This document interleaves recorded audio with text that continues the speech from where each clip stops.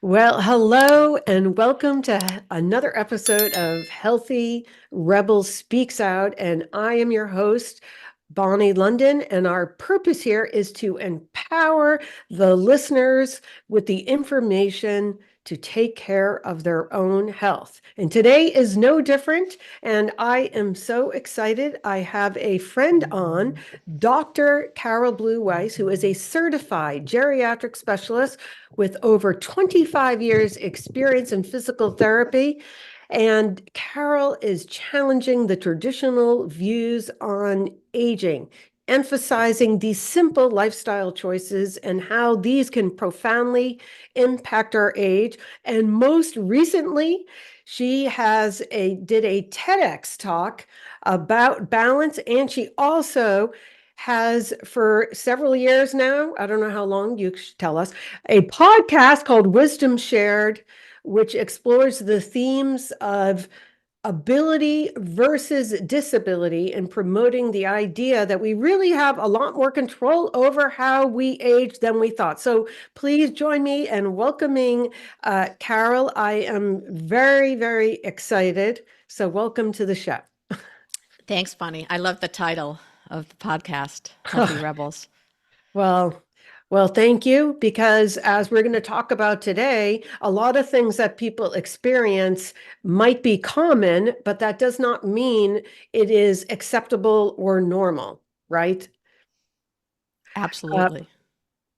so I would like to know, just to begin with, a little bit about what makes you the person to tell this story and why you are really interested in this whole topic of aging. Well, first, I want to say that my Wisdom Shared podcast um, is is an evolution, and it's not specifically about aging. It's more about interviewing people who have had challenges by themselves or with their children, or who are on the front lines of their challenges. So I don't interview experts. I interview people who have the stories to tell to share with other people. But it's all related. I also have a very keen interest in the elder population. I'm one of them technically, soon to be, as we hopefully all will be one day.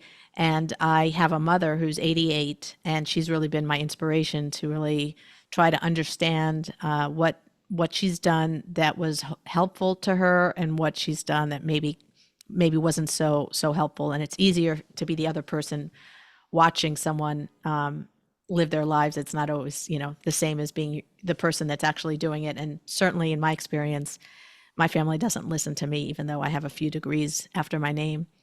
But so she's my inspiration for being interested in working with the elderly as a physical therapist. When I was in clinical practice, I very much enjoyed working with the elderly population.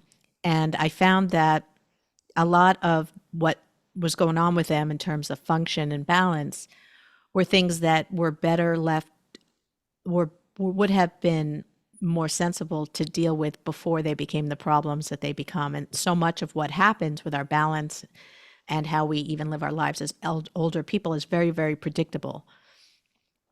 And all the studies show that, that there's a definite, of course, it's different for every individual, but there's all these types of declines that are somewhat inevitable. However, the people that do best are the people that stay active and take care of themselves. And even though they might not be doing it on purpose in order to live their later lives better, but that's what happens. So I was hoping with my TEDx talk that I could inspire people at younger ages to think about what's coming up, and instead of waiting and being reactive to the problems, to be more proactive. Yeah, absolutely. I think you hit the nail on the head, but getting people motivated when they are feeling good is the challenge. And your TEDx talk, everyone should listen to. I think it was fantastic, and I'd like you to talk about it a little bit. But I will just tell you, in preparing for today, I got this image of, the story they talk about, um, the frog and it getting boiled in water because it doesn't realize. And to me, actually, that is kind of a great analogy for what you are speaking about with aging, is because people, well, why don't you talk about your TEDx talk and go into that a little bit? Well, I think your analogy and is perfect with the frog, and you're wearing frog colors today, so Yes. um, Green. it's a great analogy because yeah, it's just I don't, for people that don't know, that analogy is just a frog can be put in cold water and stay in the cold water until it's boiled because this gradual increase in temperature is so gradual, and the physiology becomes acclimated, and before the frog knows it, the frog is no longer alive. And it sounds kind of morbid and sad, but the idea with with aging, there are changes since the day we're born, and there Hmm. just are changes, and we don't necessarily feel the changes, and there are different types of changes depending on what phase of life we're in. But also, a lot of it has to do with how much we use our bodies and eat, and all the things that can contribute to good health. So I forgot the question, but that was the Oh, frog well, analogy. it was just going a little bit into your TEDx talk, and which I love the title of your talk. Why don't you say the title? Because I actually never get it right. I say it different every time. Do you have Oh, well, that in front of you? well, no, I might butcher Okay. it as well, but I thought it was why putting on your socks could save your life, something like that. Well, yeah, that's interesting, and so it's more like your socks may hold the key to how you Oh, age, and that's not even exact, but socks is definitely in the title, and it's funny because it's not about the socks yet, right. yet. I do open it up by asking the audience because I did do the TED Talk in front of like 500 people, and I asked the audience, to think about how they put their socks on that morning. Did they stand up? Did they lean against a wall for support, or did they sit down? And that was just a lead in, obviously, into a talk that was not about putting on your socks. However, the comments that I've received are interesting in and of themselves. They're worth looking at, all kinds of comments. But people seem to be just so focused on the idea of, is it safe to put your socks on standing? Like maybe it's not safe to put your socks on standing. Aren't you asking for trouble if you put your socks on standing? And if you listen to the 10-minute talk, it's talking about how it's the idea that we have choices, and that if you're able and you can be safe putting on your socks, let's say in standing position, then that's probably an optimal way to put on your socks, as opposed to just automatically sitting down when it's actually not necessary. So it's really, I'm a big proponent of everyone being aware of their own abilities and skills. And the idea is that with balance, it's a tricky topic to talk about because to get improved balance, you have to challenge yourself. And for older people, that's not always a safe thing. So there's different ways to manage that situation. And the idea is that, well, when you're a child, it's a good model because kids are falling down all the time and jumping Yeah. and hopping and skipping, and that's automatically feeding into their complicated balance system and allowing them to have good balance. And then as we get older, balance actually has been shown to decline starting in your 30s, and Wow. as does strength. And so that mixed with the idea that most of us have sitting jobs. So from being a child who's running around, hopefully not always on their computers nowadays, but an ideal childhood, and then having an office job, it really plays a big part on our ability to balance. And you can actually lose some of the ability to balance by not using your balance skills. And that was mostly the point, is that to realize that, we talk a lot about strength training, we talk a lot about endurance training and stretching, but not much is said about balance training. And yet balance incorporates all of those things. And the bottom line is it's complicated because even in the research, there's no one way or one exercise to really improve balance. And that's the other thing the comments were saying was, well, tell us what to do. And, of course, I'm not going to tell anybody what to do in a 10-minute TEDx talk, or maybe ever for that reason, unless I'm maybe one-on-one and it's very personal, because everybody's different. So, but the general idea was that if you have the choice between taking the stairs or taking, let's say, the elevator, and you can take the stairs, then take the stairs, because that is doing something for yourself that you might not realize because you're so automatically geared to It the is. elevator. Yeah. Yeah, I've often said I think we are basically groomed to be kind of couch potatoes, only because we need to consider how we evolved from like evolution, where we had to walk miles and miles and have balance, like you're saying, every day. But now we're in stark contrast, but I still think we have that wiring, unless it's just me, looking for the open seat, getting the closest parking spot. And yes, in New York City, working out at the gym on the fourth floor, I took the elevator. Totally true. So how do we get ourselves to remember to do those things? Because I feel like it's like automatic that we kind of take the easy way. Am I wrong? I think No, I that's think it's definitely I'm guessing here. I'm not a neuroscientist or anything, and I haven't done this research, but that, it's it's a people are attracted to comfort, and the less challenge we have in everyday life, it's just an evolutionary thing. Like, you just lose the will or the desire to challenge yourself, which is the opposite of what we really need to be doing to stay healthy. And then we're very willing to take drugs or to go to the physical therapist, and to do, once there's a problem, to do right. to do the exercises, or yeah, We're motivated to get out of pain. When we're in pain, then it's the only thing people are exactly. thinking about, and they come to you, they come to me in my office. But getting people to take care of themselves, like you said, when the perfect time is when you're in your 30s, when you're still healthy. And I think you shedding light on the balance is really fantastic, because I've heard quite a bit, and I'm always talking myself about the loss of muscle, every year from the time you're 30, and certainly even your oxygen capacity. But I don't think there has been a lot or enough of people talking about balance, and then thinking about the risk factor of what happens, especially when we get older, if someone were to sustain a fall. I mean, that can be it's deadly. Like 50% never regain functioning, and it kind of, that's it. Right. Well, that's the doom and gloom scenario, is that, Yeah, well, unfortunately, it's the truth. I had to downplay that because I didn't want it to be, depressing.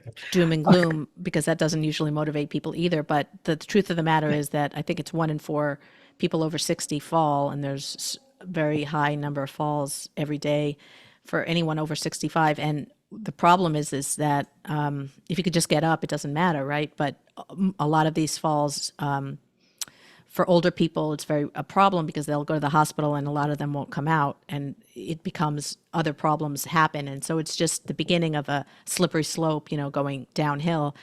And, you know, um, there's no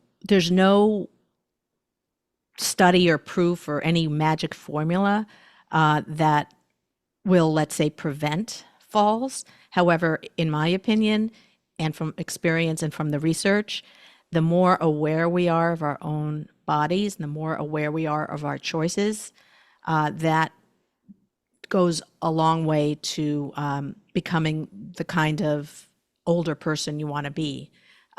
Frailty is not inevitable. I say that in my talk. And, we have a lot more control than we think, even though, yeah, if you read the books, yeah, the lower muscle mass and the this and the that, everything goes down, and the tidal volume and all that. But if you can motivate to maintain a certain level of activity, it doesn't even have to be specifically balance training, because balance is related to so many systems in the body.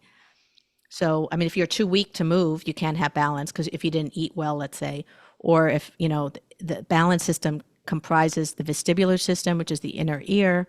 It comprises the nervous system, and it comprises our feet and our ability for our muscles to feel the floor and to adjust. And there's a lot of postural adjustments and all these things that are very complicated, and can be used and trained with our everyday activities. So that's sort of the irony here, is that we literally could be killing ourselves with choices to have more comfort, when in actuality we're doing ourselves a favor to challenge ourselves. And that's where you have to know yourself, because that challenge has to be adequate enough to be challenging, but not so that you're putting yourself at risk. And that's different for everybody. Right. Well, what I hear is potentially cross training would be very helpful, like not just doing a stationary bike, but walking or maybe doing dancing. So we're challenging ourselves with different physical activities that require some coordination. Now, I mean, there are some tests. I'm just guessing, right? Like, so now, I mean, there is a way to kind of measure your muscle. We have a bone density test. We have a VO2 max, which is the test for your oxygen capacity. Are there tests? And all that comes to mind is like, I'm thinking of someone being pulled over on the road and they make sure they can see if they can walk the line. But is there any test you can think of for someone who is younger that, that we could just make sure you can keep doing this activity, you think? Well, that's a good question. Starting at 65, I think the general rule from the American Medical Association is that every internist should be doing a balance test to those people. And I'm not so sure that ever happens, or that it might happen sometimes, but it's definitely not used enough, just to see at what point, if their patients are at risk for falls. That's the purpose of that.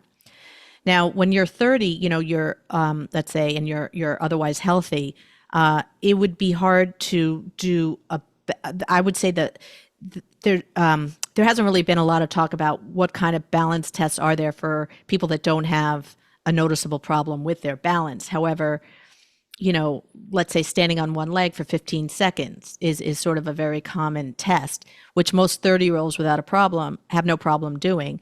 So the idea is then to figure out a way to challenge that, to make it more difficult. So you could stand on one leg. I mean, the one that goes, a lot and brush your teeth. But again, for a 30-year-old, that's probably not hard either. So you could stand on one leg on a piece of foam while talking to somebody who's moving from side to side. That increases the challenge. You could think of all of the activities that professional football players or professional athletes use to improve their skill level. Those are all great balance activities. So they would be more higher level, because if you're doing something that's not challenging, it's not really doing anything. And some basic things is just the idea of making sure you're walking on different surfaces with bare feet, like that you can walk or stand on one leg on different surfaces, like not just the ground that's flat, but on sand or on grass or on a tilted surface. And like you said, it's the idea of having variety in your movement and not just also piling on the cushioning in your shoes, where then you can't feel the ground. So those proprioceptors get also weaker, or not weaker, but like they don't get the stimulation. So they become less sensitive, which is a big part of balance. So that's why it's really hard to talk about any one thing for balance, because if you Sure. stand on one leg in a dark room, that's also a way to challenge your balance versus in a bright room. So it's harder to do it when you don't have your eyes that can help you. So challenging yourself in that way, or having stimulation around. But realistically, people aren't going to be doing those things. So it's more about just keep, like take the stairs even when you think you might be out of breath, just do it and keep doing it. And then, you just maintaining. And once you start to see that you're less able to It's balance, then you start to to do more difficult things so that you get it back. Yeah, I mean, I think, it's the habit, which is great because I think, a lot of people might find it overwhelming to do like a large workout, but I mean, but we know just, doing 2 minutes, taking the stairs a few times a day, all of that can add up. But, one of the points you mentioned, which I'd like to dive into a little more, is about being aware of ourselves. And just getting back to this, to the sock example, which I know is just one example, but what could be some things that people could start pay attention to that they might notice in their parents or themselves, that they're no longer, I'm just making this up, carrying their grocery bags or whatever, like all these little things. Is there things like that that people start doing that they don't even realize to make their life easier as they're losing their ability to be independent? Well, I think one good example of that is like if you have a parent who has, let's say, a helper, Hmm. and the helper is basically putting on their shoes for them, putting on their dress for them, picking things up off the floor, putting things away for them so that that older person has nothing to do because the caregiver is doing it all. It's one thing if that's absolutely necessary, and in some cases that is, but in many cases it's not, and that's what's called, I forget the word for it, but learned helplessness. And Yes. so it's important that when you see your parents that and they say, "Oh, I can't take the stairs," well, that you just kind of use your intuition if you're with your parents a lot, and if you know that they can, they're just afraid, then you find a way to make them feel less afraid, whether that's having two people next to them and then, reassuring them that they can't fall, so, there's ways to challenge It's like the working with a young child, because I think sometimes, I can understand, like I remember, when my kids were little and you're like, oh, let me just do it for you because, it's easier in the moment. exactly. And so I just have to share a great story of a client I had recently who's 96 years old, who sought out my assistance. And I have a machine that evaluates your body composition. So he had to take off his shoes and socks. Hold on one second. Hold on. There's a Bruce. I don't know. All of a sudden, it's using the um, someone's ear pods in my house. Uh, There. Now you're back. Okay. okay. Anyway, so I'm going to tell the story again. Yes, I, please. I want to so, hear. so recently I had a patient in my office who was 96 years old, but he was still very motivated to be healthy. And part of what I do is I measure people's body composition, which required him to take off, yes, his socks and his shoes. And it was taking him quite a bit of time. So I said, let me help you. And you know what he said, Carol? No. Like, let me do it myself. I need to do this myself. And he's 96 years old. And I think he was just extremely inspirational. But I also am sensitive to the people on the side being like, let me, you're struggling, man. Let me just help you. Sure. Right. But I think, anyways, it's just, to me, this is just like a testament to exactly what you're saying. And if the person is not aware, at least as the child looking on or the caregiver, whatever, whoever it is, that we can be cognizant of like you said, learned helplessness. And Yeah, absolutely. Like sometimes you want to help, but just having that second thought that maybe it's better because sometimes it's harder, like because you want things to go quicker, and older people sometimes take a long time, but it's better for them to take right. that time. It's not much different than a child learning how to walk. In my opinion, you should let them, if they do fall safely, let them get up themselves because that's how their nervous system and that's how they learn how to move. No one teaches them how to walk, no one teaches them how to fall or how to get up, but they learn. And that's why you don't want this learned helplessness situation to happen. And also to get back in terms of you didn't really ask this question, but you kind of did in terms you testing balance and challenging balance or doing balance activities are usually the same kind of thing. So to give people like a sense of what they can do, like getting up and down from a chair, for example. If you use the arms to push yourself up, that's fine. But to make that more challenging, you could not use your arms and you could just get up without using the arms. And you can do that like 10 times every day. You could also test yourself how many times can you get up and down from a chair in 30 seconds. So those are assessments made for many different things, not just balance, but that's a way to sort of kind of keep track of how you're doing. Another very standard balance test, besides standing on one leg and then with the eyes closed and then standing on one leg on different surfaces, is the time it takes to get up from a chair, walk 10 feet around another chair, come back and sit down. So just to give the idea of that movement, like the idea of getting up from a chair and moving and then turning, like if those things become difficult, those are things you can work on. And getting on the floor is a very critical skill that many of us lose because we just stop doing it. And that also creates a lot of opportunity, not only obviously for balance, but strength as well and flexibility. And that's something that people might have to make an effort to do because there's not many reasons these days unless you have a child or a grandchild who You mean wants to getting on the play. floor and getting up from the floor is what you're talking Exactly. about. Yeah, Yeah, both no, ways. Yeah, no, that is fantastic. And we know that, the thigh muscles are the strongest and the biggest in the whole body, basically. I mean, because we use them for walking and how critical they are for our entire functioning. So I love that idea of just getting up and out of a chair because obviously one day you might not be able to do it if you don't keep doing it. Is exactly. And then you can make that more challenging. A lower chair is more difficult than a higher chair.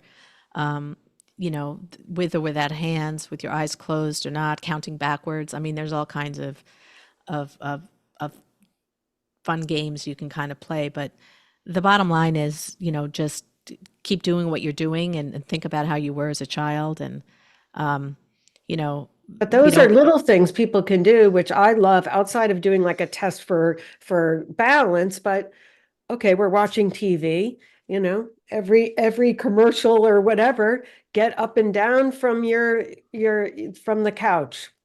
yeah, Just get on the floor and do for some the heck of stretching. it. Yeah.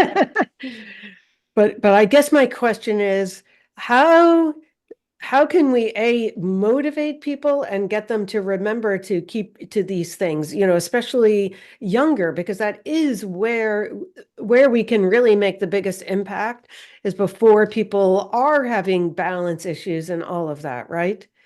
Any Yeah, well, thoughts that's on a good that? question. Yeah, well, one thing is it starts early, and especially nowadays, it starts really early. So I encourage parents of young kids to really hold off on putting them in front of a television or giving them a device because that already focuses their eyes on a screen. And there haven't been studies probably done yet because it's just so new and these kids haven't grown up yet. But the balance system involves the eyes and the movement of the head. And if you're spending more of your childhood in development just keeping your head still in one position, it just sounds like logic that that's going to perhaps not be the best thing for your balance later on. And then, of course, there's the slouching position that a lot of kids are in when they're looking at their And then phones, there's not just cell kids, of phones. course.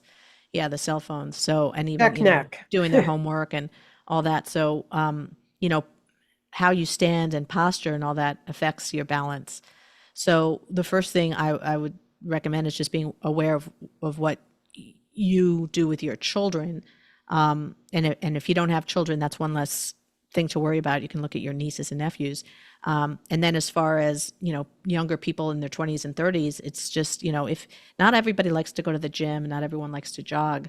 And ironically, it's not necessary for balance. It's just what you don't want to do is not move. And so keeping track of time sitting and sitting doesn't really feel that good after you get up. I think that's pretty universal. I've never heard anyone say, "Oh, I just sat 8 hours. I feel terrific." No, like think Yeah. about for those of you listening, the last time you were trapped on an airplane for like 6 or more hours. It's terrible, Yeah, right? right. And more often than not, assuming you don't have an injury, is movement all, magically feels better because we're creatures that were made to move, and sitting is just a very unnatural position. And so something as simple as that, which is not so easy if you have a job that requires sitting. So the obvious things are just, yeah, set an alarm for every 15 minutes to get up and And do something.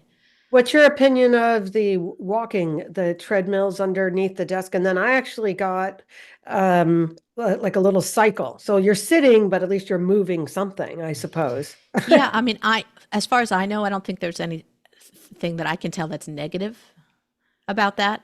I do caution that, it's always good to be sort of focused on what you're doing for different reasons. But if it's very safe and easy, let's say to do the cycling motion or to be on a small treadmill while you're working, if you're able to do that, because the only issue there is when you divide your attention, you have less skills and less ability to adapt, so that you're more likely to, in the case of a treadmill, fall, and Yes.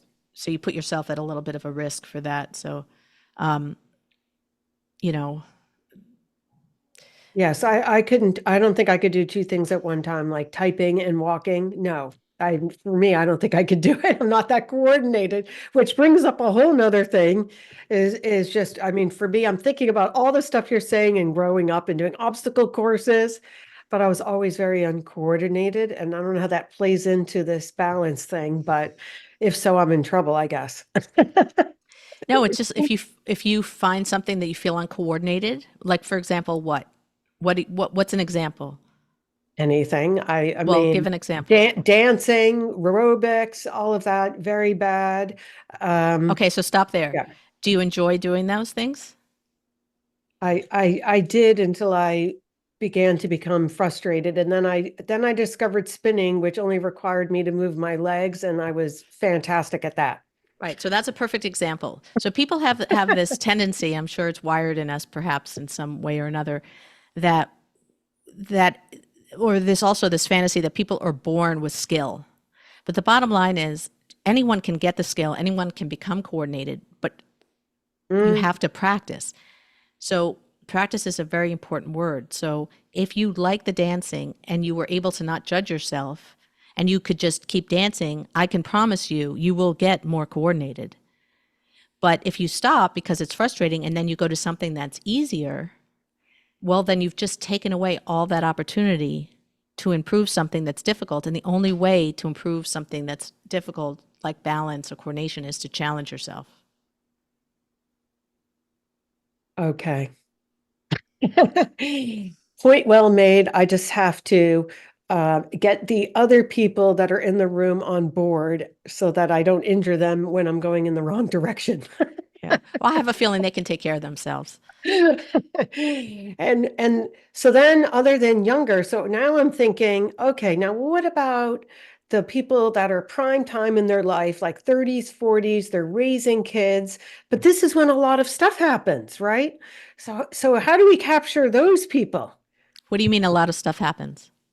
Well, that's when we start declining also. Like we start losing muscle, potentially balance during your 30s and 40s when people feel still good, but it still is an opportunity missed, is what I'm trying to get on. It's an opportunity missed of trying to help people stay healthy, active, muscle, balance, all of that. That's what I'm saying.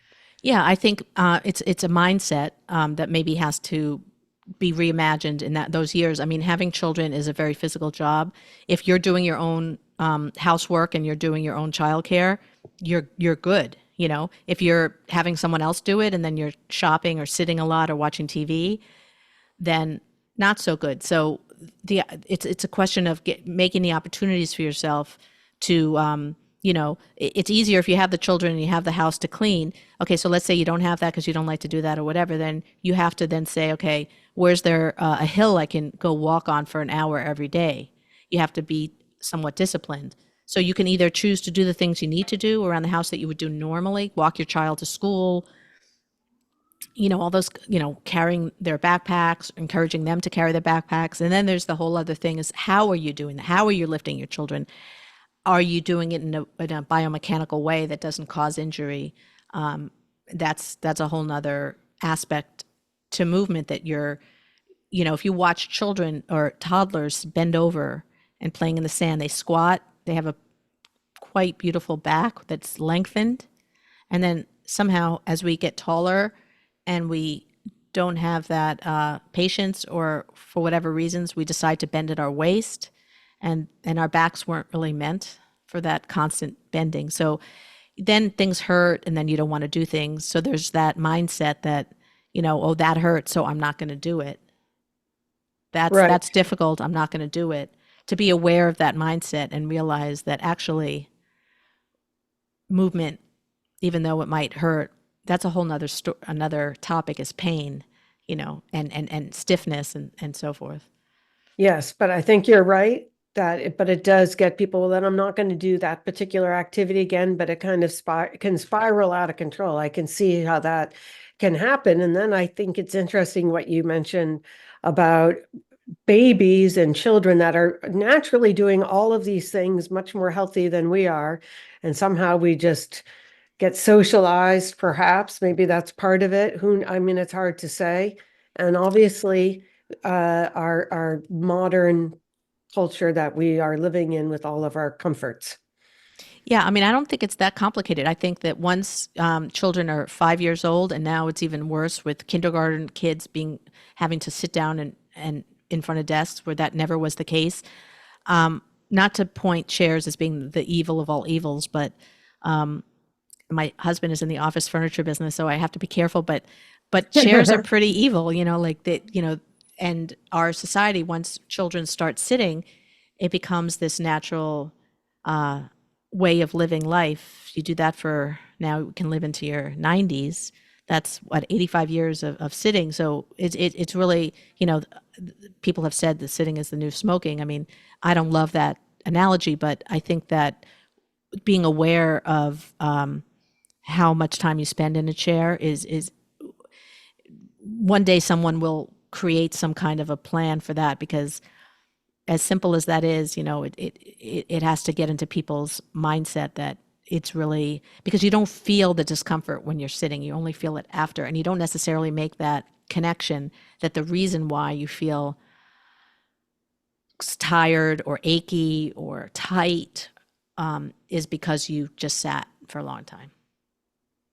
And I'm just thinking, we know now there are indigenous tribes where I think of all the photos of them squatting on the ground, and they could be 70, 80 years old, and they're Sure. still lean and in perfect health and all of that. So I think I'm just thinking about that. That's kind of fascinating. And it's like they just keep moving and doing the things they needed to because they have to, because it's part of their culture. Right. Yeah, like just, yeah, squatting and sitting in a squat. I mean, I don't know the numbers and I don't know the research, but I have heard that the level of knee pain and hip problems are much less in other societies that encourage, or that have as part of their culture, squatting and you know carrying things. Yeah, I think this is such it's a fascinating topic because I can see the challenge between, obviously it's wonderful. We have all of our modern conveniences, and I don't know about you, but right now I am in Florida where it is like 100 degrees and humid, and I am very grateful for AC and a fan. Yeah. But so there's something about that, but at the same time, how do we manage that with staying healthy and strong because we've gotten so used to these comforts? And what you're talking about with the balance, and which I think it's to me not talked about enough. I mean, I feel like most people are talking about loss of muscle and also, like I was mentioning, oxygen too, oxygen capacity and being able to, do endurance exercise or cardio, whatever. But no one really is discussing this part of it, but it does kind of go hand in hand, I would imagine, like you're saying, Yeah, right? listen to my TEDx talk and you'll understand more. Yeah, and what you have, Well, but which I tell me more. have, but Yes. everyone else will listen to it as well. And it was great. Well, I'm not sure if there's anything that we missed that you want to share that we didn't touch on today, or any stories or anything else of anyone in particular other than your mom, unless anything else. Well, I think that, this was a great interview. I think you asked great questions. I mean, I have to search in my brain and I can come up with one little example of someone who lived a long life. She lived to be 99. I was working with her, and she said something to me that I'll never forget. And she was somebody who was a very tall woman. And then as she aged, she became more what we call kyphotic or bent over. And to the point where she was almost like 90 degrees at her back, and she couldn't even look straight ahead so well, because her back was so far forward. And I asked her why she thinks that happened to her. Like was it all of a sudden she realized she was that way, or and this is a very, very, very intelligent woman. She said, I don't know. It just feels like it just all of a sudden it happened. But when I think about it, I was sitting a lot at my desk for many, many hours doing my billing and doing my paperwork. And I think that it was probably happening because of that. And I asked her if had done yoga or anything like that. And she said, no. She said, but I think that if I had, that would have changed how I am now. And then we talked about the idea of if she had known back then what she knows now, if that would have made a difference. And she was absolutely sure that it would have. So I think that to me is okay. It's not a research study, but case study of a woman who realizes that had she paid more attention and maybe had done some things that could counteract a lot of that sitting, that perhaps she wouldn't have been so bent over in her later life. And of course, her balance was affected tremendously. Yeah, I think if we could create like an artificial, I'm thinking like an avatar of ourselves, of what we would look like if we keep doing what we're doing, that would be impressive. I mean, they have done it for smoking and things like that. Mm. But I think people, like, the problem is we think about today and what this person wants to do today, which is sitting down.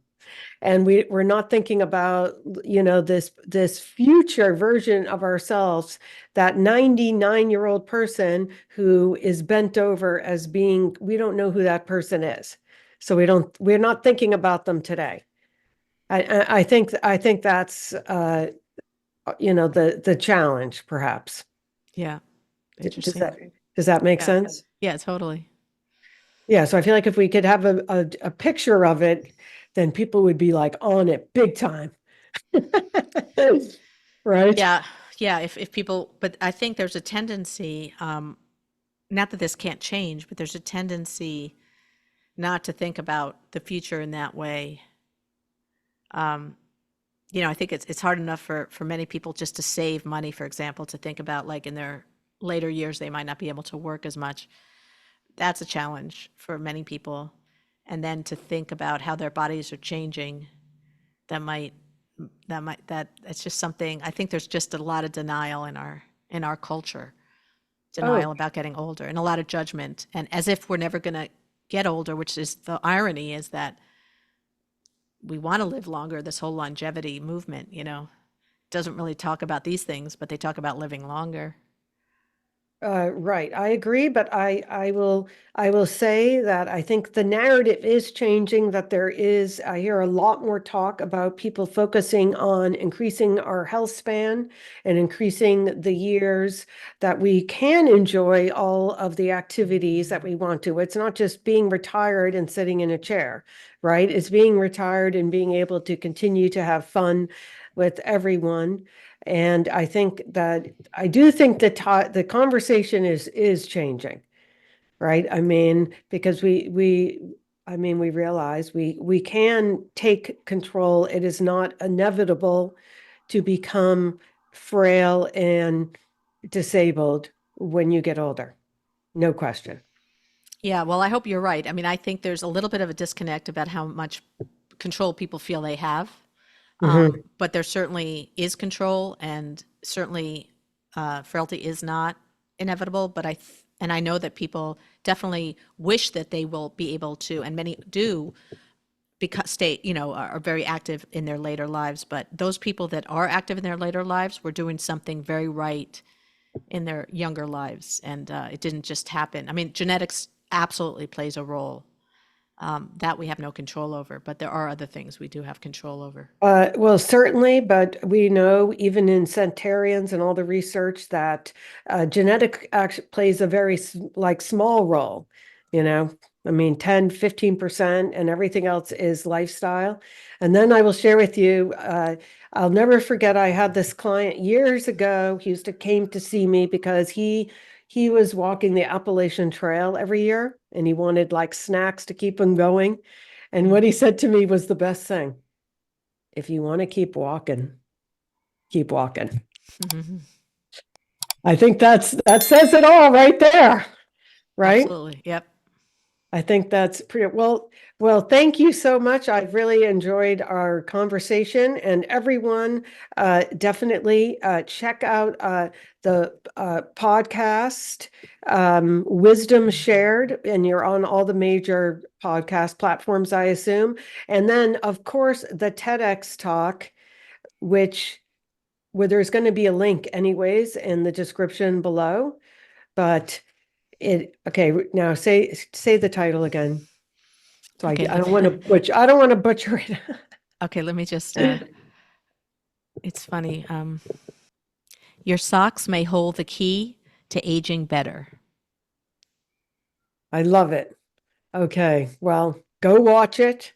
And thank you very much. And we'll do it again. Okay. Thanks a lot, Bonnie.